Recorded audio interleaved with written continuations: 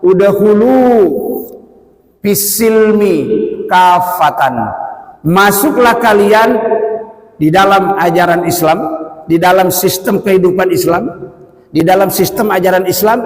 Caranya bagaimana? Kafatan, secara totalitas. Nah, tapi kebanyakan orang nggak kesini larinya karena katanya ajaran Islam itu tadi cuman syahadat, puasa, zakat, haji. Kalau sudah haji itu sudah senang, nggak usah belajar yang lain. Nah, makanya banyak orang yang tidak paham tentang Islam. Makanya jangan heran kadang-kadang Islam memusuhi Islam. Kan nggak layak orang Islam kok Islam dimusuhi, karena nggak ngerti. Nah, ini ibadah itu ialah menerapkan semua aturan Allah di dalam aktivitas kehidupan sehari-hari kita. Caranya mencontoh Rasul. Karena kalau tidak mencontoh Rasul, nanti kita mencontoh setan. Maka Rasul harus dicontoh. Kalau tidak mencontoh Rasul, nanti tidak bernilai ibadah. Berjalannya suatu sistem itu kalau antara satu dengan yang lainnya saling mendukung, tidak saling mempersoalkan. Kalau jalan sendiri-sendiri, ya bukan sistem namanya. Ya, akhir sini. Ya, ini. Jadi dinul Islam ini artinya sistem kehidupan Islam. Dinul Islam sistem ajaran Islam. Dinul Islam tatanan kehidupan Islam. Dinul Islam ialah ajaran agama Islam. Seperti apa gambarannya? Seperti ini.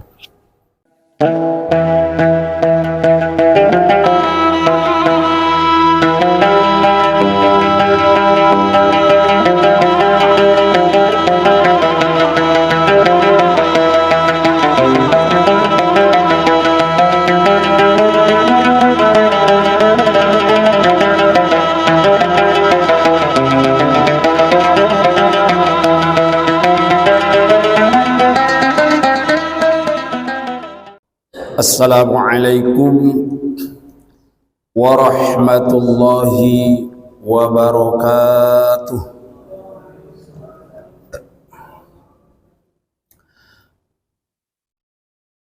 Bismillahirrahmanirrahim. Alhamdulillahi rabbil alamin. Wa bihi nasta'in ala umurid dunya waddin. Wa sallallahu ala Muhammad wa ala alihi wa ashabihi ajma'in. Amma ba'du, qala Allah subhanahu wa ta'ala fil Qur'anil Karim, a'udzu billahi minasy syaithanir rajim. Ya ayyuhalladzina amanu udkhulu fis-silmi kaffah wa la tattabi'u khutuwatis syaitan innahu lakum aduwwum mubin. Al-ayah. Shadaqallahu adzim. Ma'asyiral muslimin, bapak-bapak dan ibu-ibu jamaah salat maghrib yang dirahmati Allah dan yang kami hormati. Bersyukur kita kehadirat Allah Subhanahu wa taala karena sampai pada malam hari ini Allah masih berkenan melimpahkan rahmatnya, kasih sayangnya kepada kita sekalian. Allah juga masih terus menerus mencurahkan berbagai macam karunia dan nikmat-nikmatnya.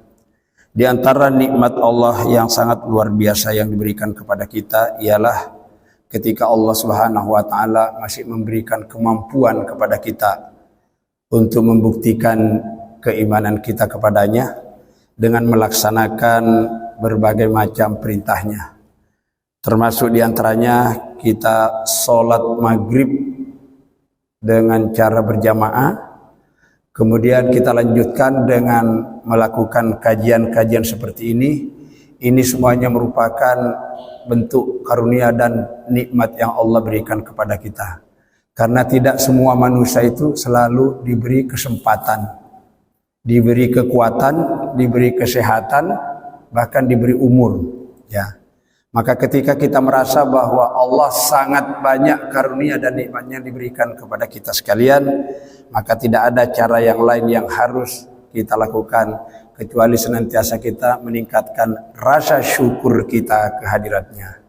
Insya Allah dengan cara demikian Allah berjanji akan semakin menambah karunia dan nikmatnya kepada kita sekalian, karena kita termasuk hamba-hambanya yang pandai mensyukuri akan segala karunia dan nikmatnya. Insyaallah, amin ya rabbal alamin.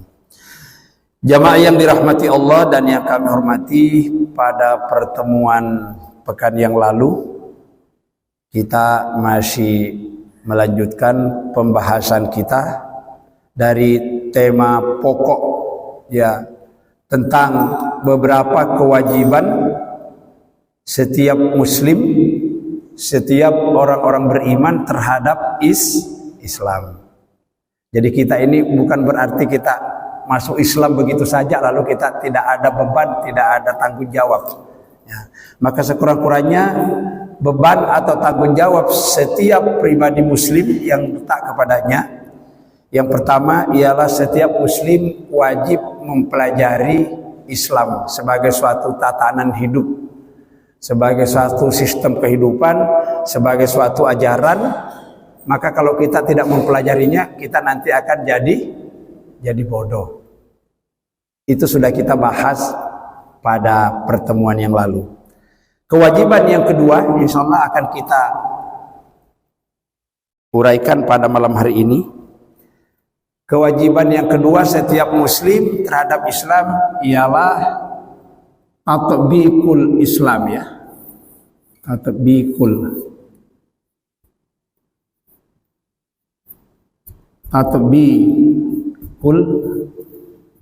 Islam.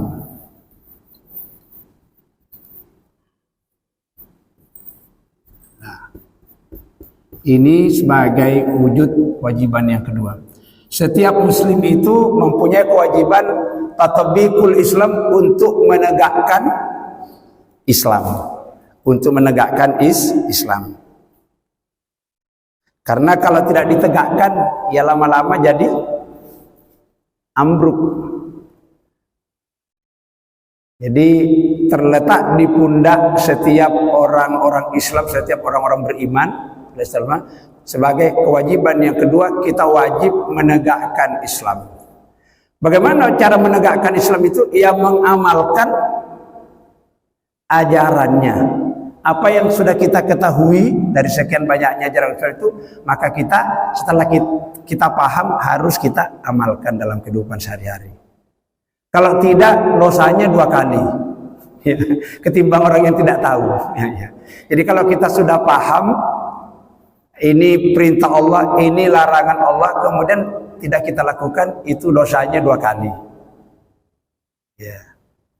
Tapi jangan kita mengatakan kalau begitu gak usah belajar, ketimbangannya nanti tahu nggak diamalkan, ya nggak juga. Ya. Nah, jadi ini tatbiqul Islam terletak di pundak setiap pribadi muslim, ya kita ini, kita memiliki kewajiban untuk menegakkan Islam di muka bumi ini. Bukan cuma menegakkan, tapi wajib juga kita mempertahankan ketika ada sekelompok manusia ingin merongrong, ingin merusak Islam. Makanya di dalam Islam itu salah satu bagiannya juga adalah ada istilah ajaran jihad. Ya, jihad itu artinya banyak maknanya jihad. Berjuang, bersungguh-sungguh, berperang. Ya. Islam itu tidak pernah mencari gara-gara, tapi kalau digarai harus membela diri. Makanya ada istilah ajaran jihad. Ya.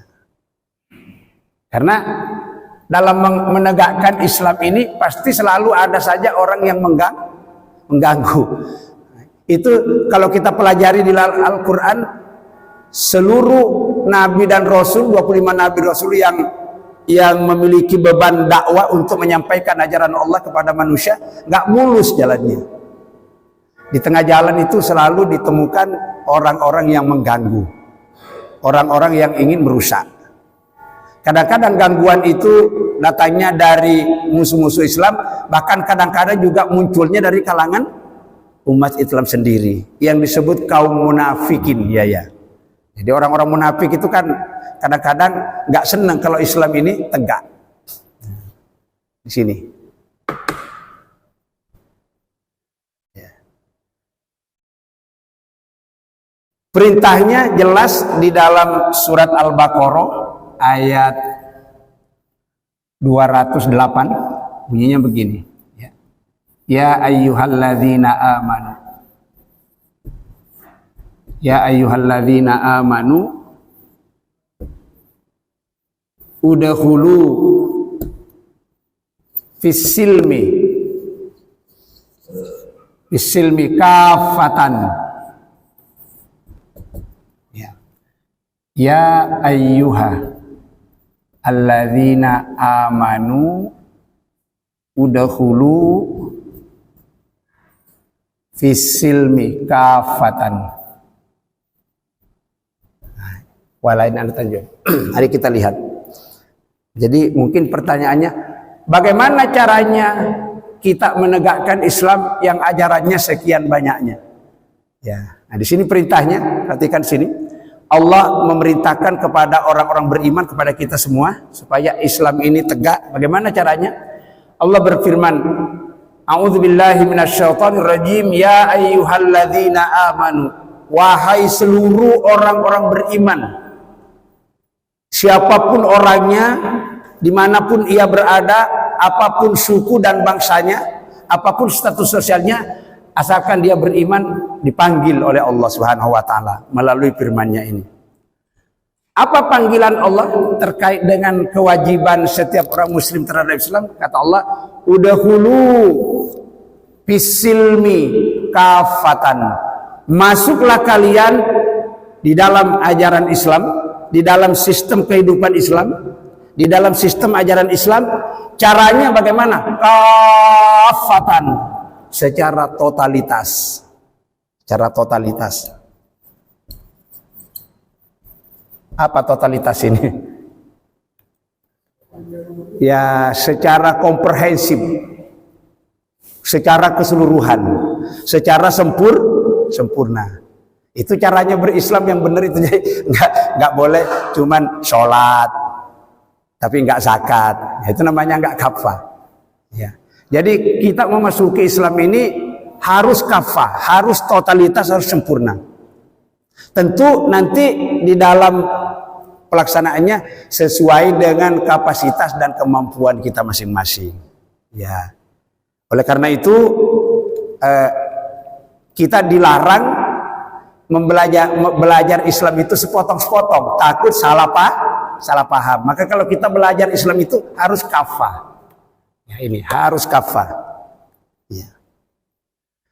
Bagaimana gambaran Islam secara kafah itu ya? Ini barangkali perlu digambar di sini ya. Ya. Gambarannya kalau umpamanya dibuat skema atau dibuat semacam kesimpulan secara simpel itu kayak apa ajaran Islam kafah itu ya? Karena kalau kita urai satu persatu itu nanti kan panjang. Maka insya Allah akan mudah-mudahan papannya yang kecil ini cukup.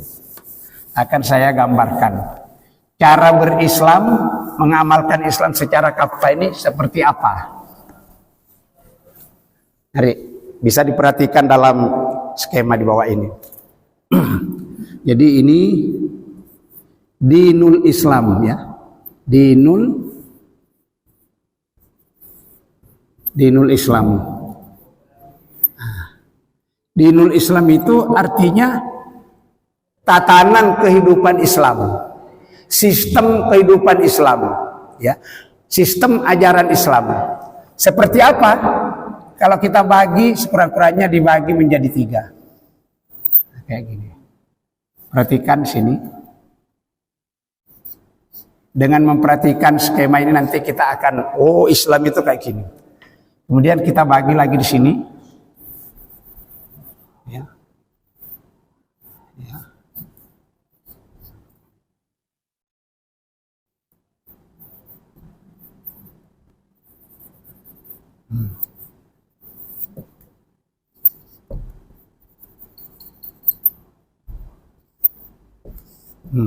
Di sini ada 6. 1, 2, 3, 4, 5. 5 di sini.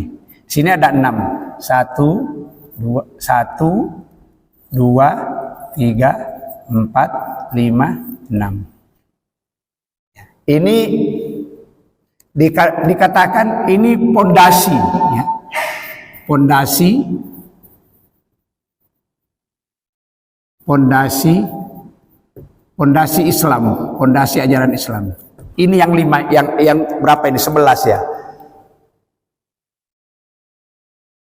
Syahadat, sholat, puasa, zakat, haji.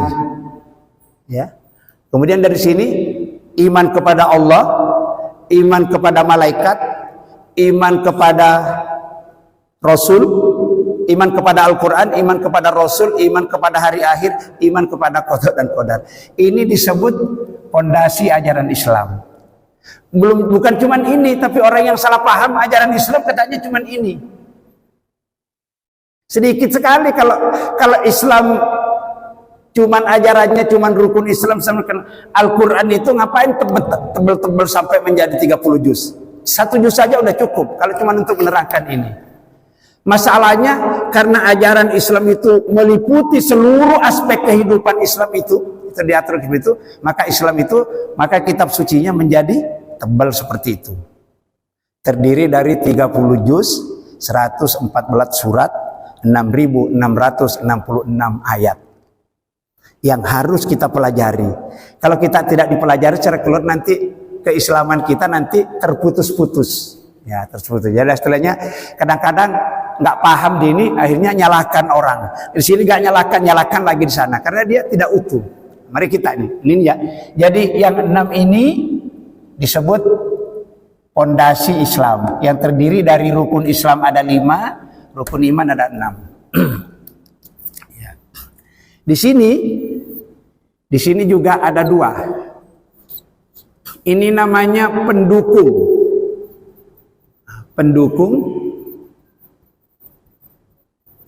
pendukung tegaknya Islam. Tegaknya Islam. Ya. Di sini ada 2. Ya.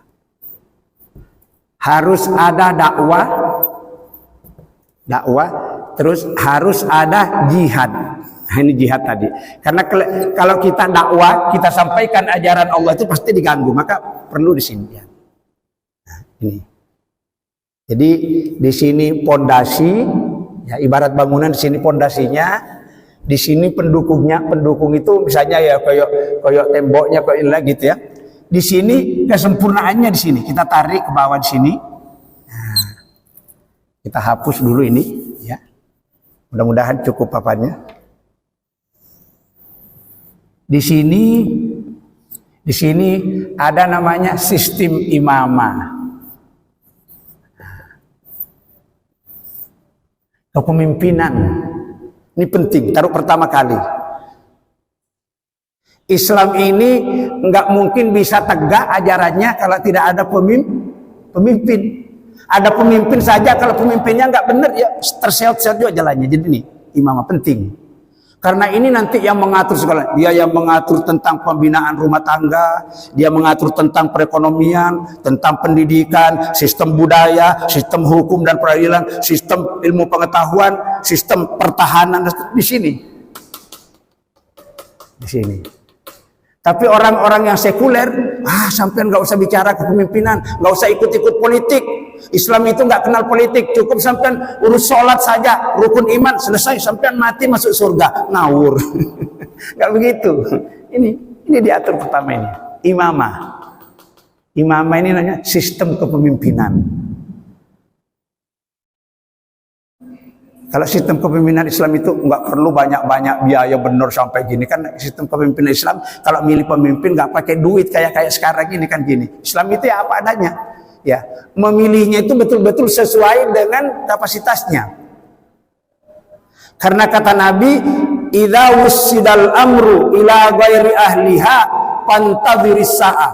Apabila sesuatu urusan, apalagi masalah kepemimpinan, diserahkan kepada orang yang bukan ahlinya, cuman pakai duit tadi di sana itu, tunggu kehancuran, kerusakan, rusak Pak. Kehidupan bernegara, bermasyarakat rusak. Maka di sini. Jadi Islam itu dipentingkan pertama kepemimpinan. Makanya jangan orang yang pinter-pinter sampai nggak usah ke parlemen apa, nggak usah gini, nggak perlu itu gitu, serahkan aja. Oh, nanti kalau orang Islam nggak ikut-ikut, terus orang kafir semua yang masuk, mati kita, digencet kita Pak ya. Makanya penting ini ya, pemimpinan. Ya. Selanjutnya, kalau ini sudah kepemimpinan sudah bagus, di sini lagi ada sistem munakahat, ya. Diatur Pak dalam Islam, munakahat. Ini yang kedua. Munakahat itu sistem pembentukan rumah tangga. Diatur gak dalam Islam? Diatur Pak. Mulai mencari jodoh, ada aturan dalam Quran. Bagaimana seorang mertua mencari calon menantu, ada petunjuknya dalam Al-Quran hadis. Bagaimana seorang laki-laki mencari calon suami, ada petunjuknya. Bagaimana seorang perempuan mencari seorang laki-laki mencari calon istri. Bagaimana mertua mencari calon menantu, ada semua. Nah, diatur dalam sistem munakahat namanya. Diatur, kalau kita buka di kitab fikih itu satu bab tersendiri menjelaskan. Nah, tapi kebanyakan orang nggak kesini larinya karena katanya ajaran Islam itu tadi cuman syahadat, puasa, zakat, haji. Kalau sudah haji itu sudah senang, nggak usah belajar yang lain. Nah, makanya banyak orang yang tidak paham tentang Islam. Makanya jangan heran kadang-kadang Islam memusuhi Islam, kan nggak layak. Orang Islam kok Islam dimusuhi karena nggak ngerti. Nah, ini yang kedua. Terus ini sistem yang selanjutnya, Islam juga mengatur istilah iktisadiyah. Iktisadiyah ya, salah. Iktisadiyah. Apa itu iktisadiyah? Sistem perekonomian. Dari sini, kalau pemimpinnya bagus ini, adil sistem perekonomian, tidak dimonopoli orang-orang tertentu. Coba kita di Indonesia, siapa yang menguasai perekonomian Indonesia? Orang pribumi apa non pribumi? Nah, siapa yang salah? Coba lihat di manuan Alfamart, Indomart, Alfamidi, punya siapa semua itu? 24 jam nggak tutup. Semua kita digiring ke sana belanja semua. Dan nanti kalau mau tidak ada uang kembalinya, apa namanya? Pak, untuk donasi, dinosikan kemana? Itu dalam setiap detik itu berapa juta uang terkumpul seluruh Indonesia gitu ya. Ya kan di sini pemegang kebijakannya di sini. Diatur Pak dalam Islam. Kalau perekonomian kita dikuasai oleh orang-orang tertentu tidak merata, pasti negara itu, suatu masyarakat kita akan terseot-seot jalannya. Maka betul Islam itu betul-betul rahmatan lil alamin. Islam itu kalau Islam aturannya kita perlakukan seperti ini. Tapi dari sini dulu, kepemimpinannya dulu. Maka memilih pemimpin ini harus betul-betul baik. Jangan milih kucing dalam karung. Ya. Kalau tidak benar nanti jadi bermasalah ya. Kalau sudah dari awalnya nggak benar, tapi ujung-ujungnya juga nggak benar. Pasti begitu. Itu sudah ketetapannya seperti itu. Nah, ini coba ya. Ini jadi Islam itu bukan cuma ngatur rukun Islam, rukun iman, enggak. Ini sebagian kecil. Ini loh, masalah kepemimpinan ini diatur lengkap ini. Ya, lengkap. Masalah pembentukan rumah tangga, lengkap. Bukan cuma hanya proses nikahnya saja yang diatur, jauh sebelumnya. Bagaimana mencari calon menantu, mencari calon mertua, mencari calon, diatur dalam Islam itu. Sampai kepada nanti walimanya apa diatur, tidak ada ya. Wong Islam itu lengkap. Ini yang dimaksud Islam kafah tadi ya. Islam kafah. Ya, kafah. Totalitas. Ini saya gambarkan secara utuh dulu. Nanti uraian dalam kajian selanjutnya. Jadi ini ya. Imamah, pemimpinan. Jarang ya kalau kita ngaji itu membahas masalah kepemimpinan, jarang ya. Dianggap hal yang tabu. Kalau kita bahas masalah kepemimpinan, oh jangan bahas itu. Itu kan lah itulah rusaknya Islam itu karena ajarannya dipisah. dipisah sehingga orang bodoh nggak ngerti siapa yang nggak ngerti orang-orang amal tentang pemimpin nggak ngerti karena jarang dibahas di dalam pengajian-pengajian di kurikulum mulai dari SMP sampai jangan juga ini sengaja begitu supaya apa? Supaya orang Islam itu jangan ikut ngatur masalah kepemimpinan karena pemimpinan itu hal yang penting Pak. Maju mundurnya suatu bangsa suatu negara tergantung pemimpin. Ini terantuk perekonomian. Dia yang ngatur masalah sistem pembinaan rumah tangga. Dia juga yang ngatur sistem perekonomian. Dia juga yang ngatur tentang apa di sini ya? Apa namanya? Sistem ijtimaiyah ya. Ijtimaiyah. Ya.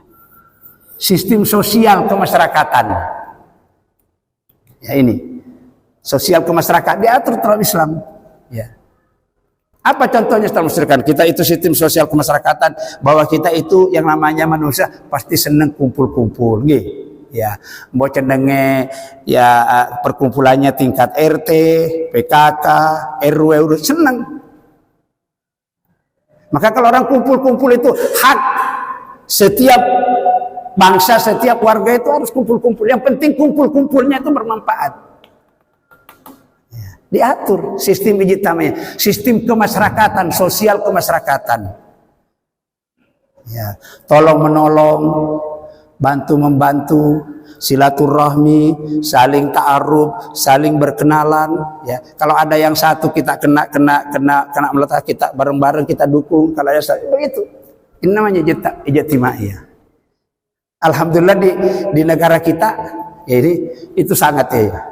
Maka di Pancasila itu keadilan sosial bagian ini masuk di sini ijtimaiyah.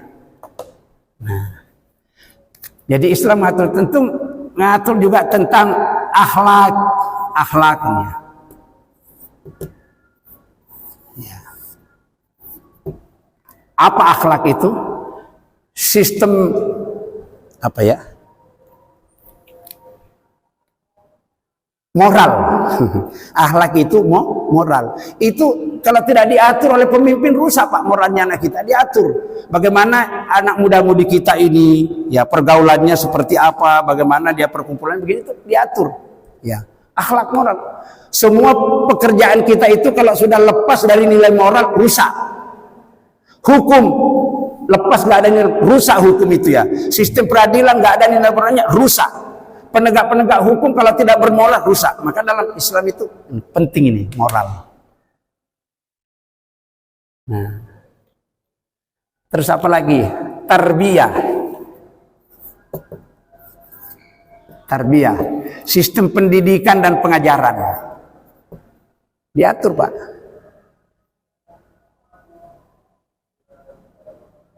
Sistem pendidikan dan pengajaran.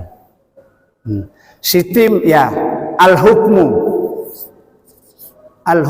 wal adalah ya, ini diatur dalam Islam sistem hukum dan keadilan, sistem hukum dan peradilan diatur.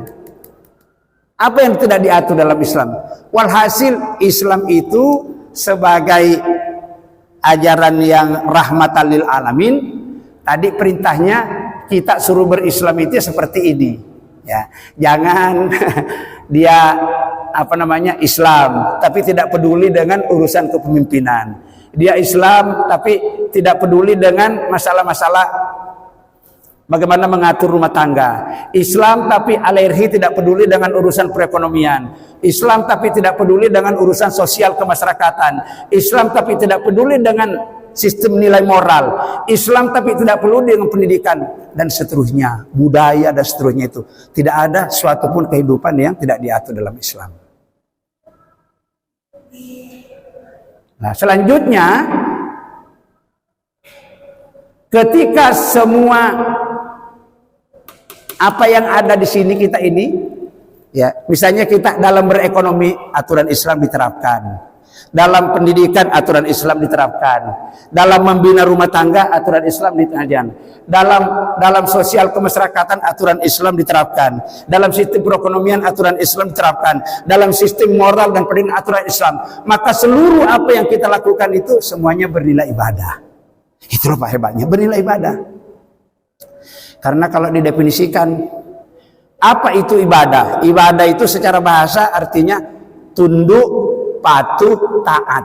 Ya, ini ibadah ini ya. Ibadah. Ya. Ibadah itu kalau di Indonesia kan artinya tunduk, patuh, taat, pasrah. Ini arti ibadah secara bahasa. Ibadah itu artinya tunduk, patuh, taat, pasrah. Ya. Ibadah secara pengertian definitif, ya, pengertian ibadah secara menurut ajaran Islam. Apa itu ibadah menurut ajaran Islam?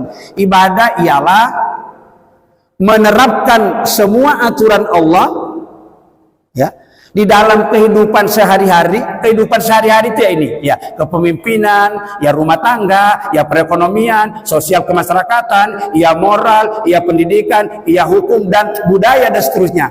Ketika semua aturan Islam kita terapkan di dalam semua aktivitas ini, maka seluruhnya itu bernilai ibadah. Jadi ibadah itu ialah menerapkan semua aturan Allah di dalam kehidupan ini kehidupan yang kita gambar ini, ya, dengan cara mencontoh Rasul, ya. Ibadah itu ialah menerapkan semua aturan Allah di dalam aktivitas kehidupan sehari-hari kita, caranya mencontoh Rasul. Karena kalau tidak mencontoh Rasul, nanti kita mencontoh setan, maka Rasul harus dicontoh. Kalau tidak mencontoh Rasul, nanti tidak bernilai ibadah. Apa yang tidak ada? Mau mencari pemimpin, ada aturan Allah lengkap dalam Al-Quran. Mau membina rumah tangga, ada aturan Allah. Mau berekonomi, ada aturan Allah. Mau melakukan sosial kemasyarakatan, ada aturan Allah. Sistem moral, ada semua. Kalau semua itu kita lakukan dalam kehidupan sehari-hari, Masya Allah, maka seluruh aktivitas kehidupan kita, mulai dari bangun sampai tidur kembali, tidak ada yang tidak bernilai ibadah. Kira-kira jelas Pak ya, Islam apa itu kalau digambar kayak gini ya. Jadi orang-orang yang sekuler, orang yang kena pemikirannya orang-orang kafir, dibodohi. Wah, Islam itu jangan ngurus ini. Enggak ada Islam di sini. Ini enggak ada ini. Nah, ini serahkan kepada negara saja ini, biar kepada negara. Ngawur. Ngawur. Ya, Islam itu ajarannya ajaran yang paling sempurna. Tidak ada suatu pun tatanan kehidupan dalam kehidupan sehari-hari yang tidak diatur. Jangankan urusan bernegara dan berbangsa. Orang meludah saja diatur nggak dalam Islam? Mau meludah itu loh Pak. Ada aturannya ya. Kalau kita meludah ke kanan apa ke kiri? Disunatkan kiri. Pakai baju ada aturannya. Ada. Masuk kamar mandi urusan najis dengan kotoran ada aturannya. Nah kalau yang begitu-begitu saja diatur, masa yang besar-besar tidak diatur? Tapi orang-orang yang bodoh dan ingin membodohi kita itu, ini, Islam itu jangan bicara masalah kepemimpinan, kauno itu. Nah, serahkan kepada negara. Jangan bicara ngurusin urusan masalah pernikahan, jangan. Urusan perekonomian, jangan. Gak usah ikut-ikutlah Islam. Islam itu cukup wudu, sholat, puasa, berzakat, kalau dia naik haji besok masuk surga. Kok enak? Ya seperti itu. Nah, ini Bapak-bapak sekalian, tadi temanya ini berkembang ini, setiap muslim wajib menegakkan ajaran Islam di dalam kehidupan sehari-hari kita. Maka pertanyaannya, bagaimana caranya kita menerapkan atau menegakkan aturan Islam dalam kehidupan sehari-hari? Karena ajaran Islam, ya seperti ini gambarannya. Seperti ini. Tentu nanti kita bagi tugas. Kita mau jadi pemimpin semua ya nggak mungkin. Mau jadi ahli ekonomi semua nggak. Tapi ada aturannya. Yang mengatur itu yang tujuannya nanti dinikmati bersama-sama. Kan Islam begitu Pak.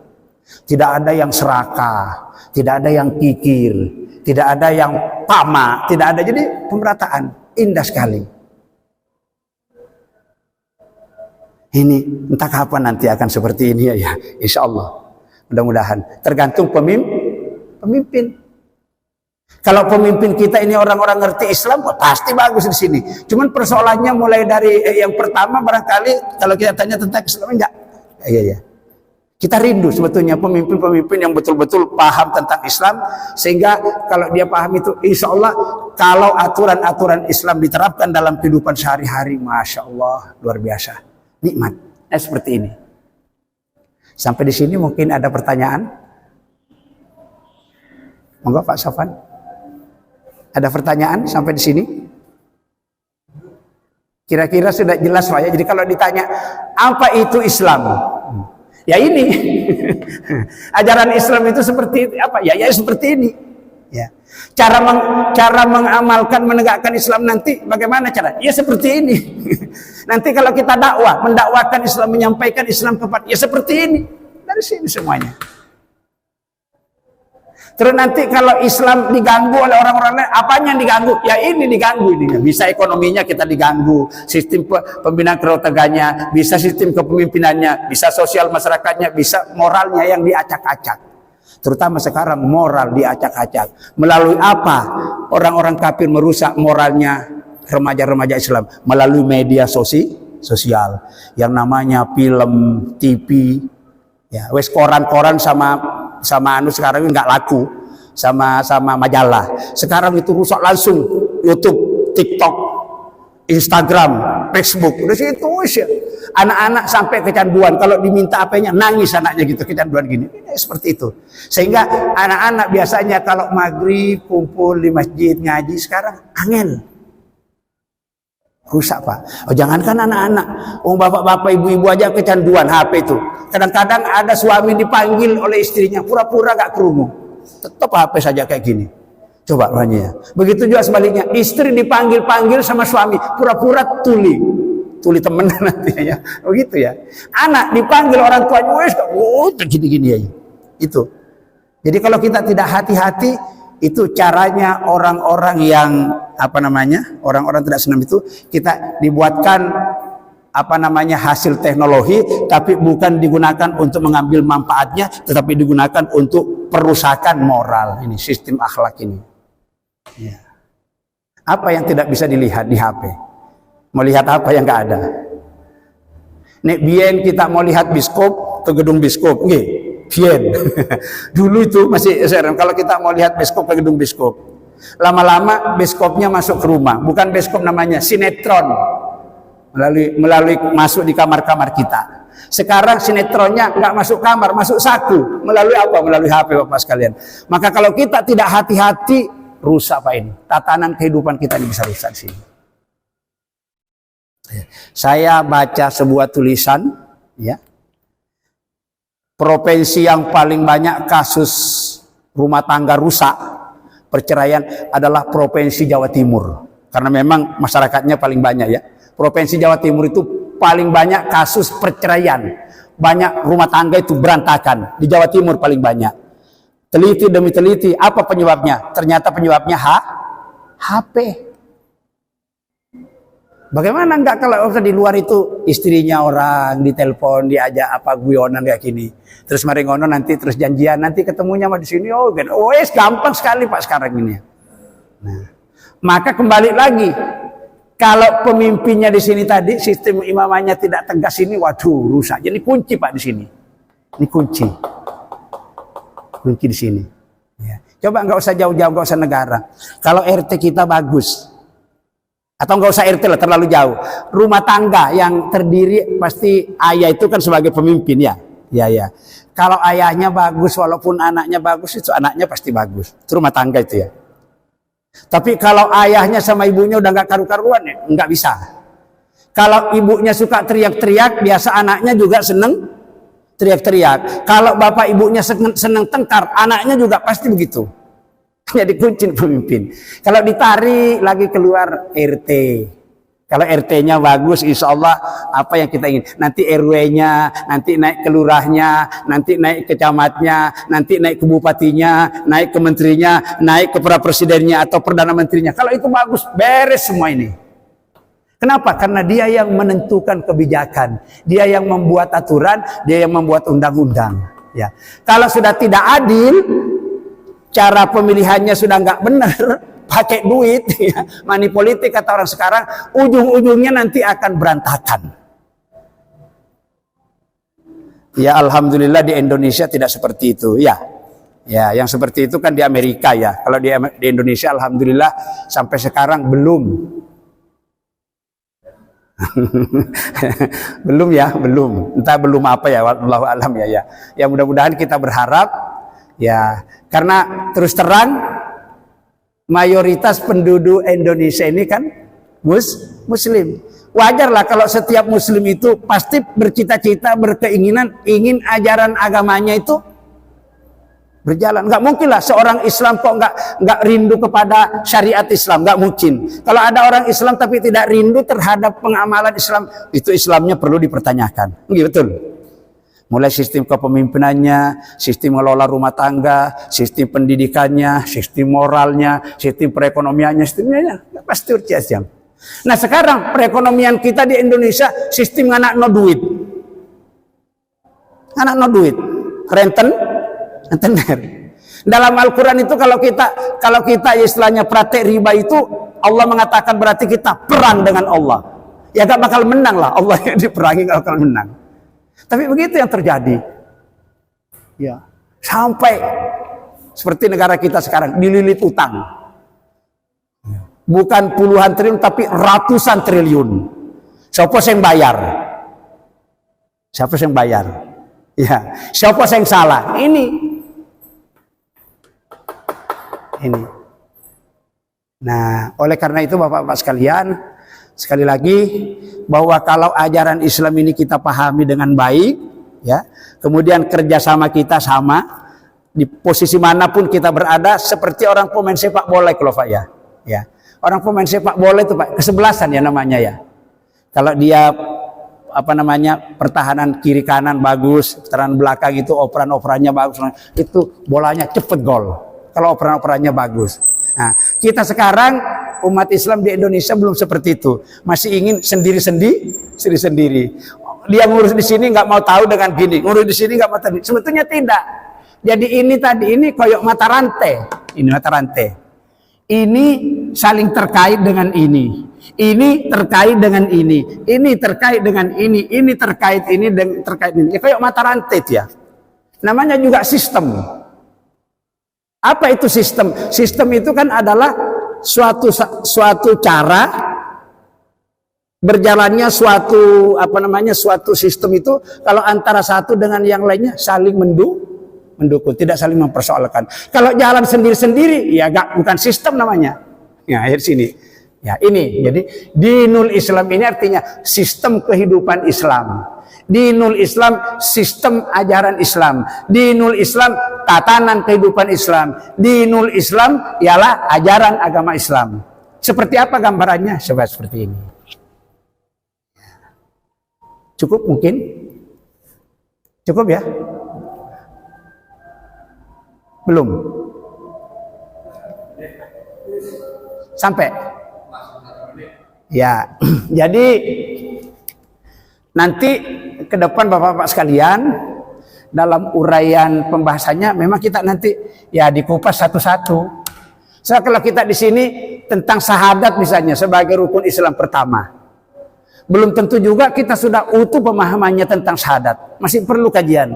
Tentang sholat misalnya sebagai rukun Islam, masih banyak persoalan-persoalan yang banyak kita tidak tahu. Tentang urusan zakat, puasa masih banyak ya. Tentang iman kepada Allah, tentang iman kepada Rasul, iman masih banyak. Apalagi tentang pembinaan rumah tangga, tentang perekonomian. Maka dalam Islam itu belajar itu hukumnya wajib semenjak dari ayunan masih kecil sampai masuk ke liang lahat. Itu Islam Pak ya. Kalau sistem pendidikan yang diterapkan di dalam suatu negara seperti di Indonesia, paling-paling batasannya lulus SD. Ingin naik sedikit SMP, naik sedikit SMA, D1, D2, paling mentok S3. S3 itu kira-kira sekarang umur 22 tahun udah bisa itu S3, kalau pinter. Tapi kalau dalam Islam, belajar itu nggak ada berhentinya. Kapan kita berhenti belajar dalam Islam? Karena Al-Qur'annya tebelnya seperti itu, jawabannya sampai mati. Insya Allah demikian kira-kira uraian tentang bagaimana cara mengamalkan Islam secara kafah, maka saya mencoba menampilkan skema atau gambar seperti ini supaya mudah kita pahami Bapak sekalian.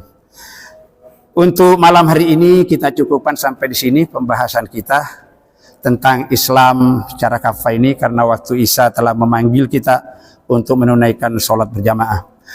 Terima kasih atas kebersamaan dan perhatian Bapak Ibu semuanya. Mohon maaf bila ada hal yang kurang. Untuk sempurnanya majelis kita ini, mari kita tutup bersama-sama dengan membaca doa kifaratul majelis. Bismillahirrahmanirrahim.